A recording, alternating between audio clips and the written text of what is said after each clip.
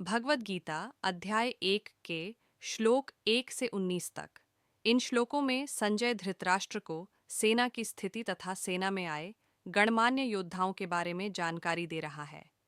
23 श्लोकों में अर्जुन कह रहा है कि भगवन, मेरे रथ को दोनों सेनाओं के मध्य में ले चलो ताकि देख लूं कि मेरे सामने टिकने वाले कौन कौन से योद्धा हैं। भगवद गीता अध्याय 1 के श्लोक 24-25 में वर्णन है कि भगवान कृष्ण ने रथ को दोनों सेनाओं के मध्य में खड़ा करके अर्जुन से कहा कि देख सामने खड़े राजाओं तथा कुरुवंशियों को। भगवद गीता अध्याय 1 के श्लोक 26 से 45 तक के श्लोकों में वर्णन है कि अर्जुन ने युद्ध के लिए तत्पर अपने ही संबंधियों, पुत्रों व पौत्रों, साले तथा ससुरों को मरने मारने के लिए आए हुए देखा तो श्री कृष्ण जी से विशेष विवेक से कहा कि सामने खड़े मासूम बच्चों, अपने साथी व चचेरे भाइयों व संबंधियों को देखकर मेरा शरीर कांप रहा है, धनुष हाथ से गिर रहा है, मैं खड़ा भी नहीं रह पा रहा हूँ, अपने ही जनों को मारना अच्छा महसूस नहीं कर रहा हूँ।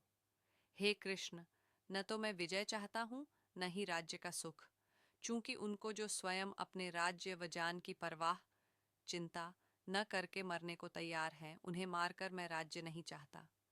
मैं बंधुओं व पुत्र तथा पौत्रों को मारना नहीं चाहता, चाहे मुझे तीनों लोकों का राज्य भी क्यों न मिलता हो।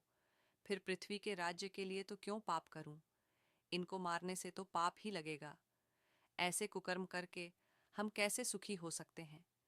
ये सामने खड़े राजा लोग तो मोह माया में अंधे हो रहे हैं, फिर हमें तो ज्ञान है।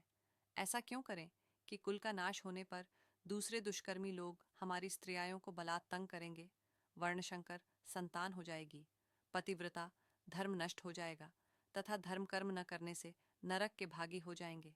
वास्तव में हम बहुत पापी हैं, जो अपने ही बंधुओं को स्वार्थवश मारने को तैयार हो गए हैं।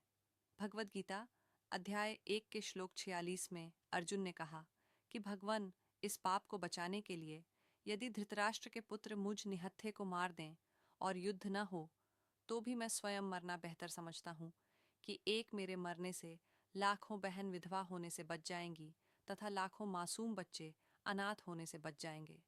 भगवद गीता अध्याय 1 के श्लोक 47 में यह कहकर अर्जुन दुखी मन से रथ के बीच वाले हिस्से में बैठ गया तथा धनुष को रख दिया।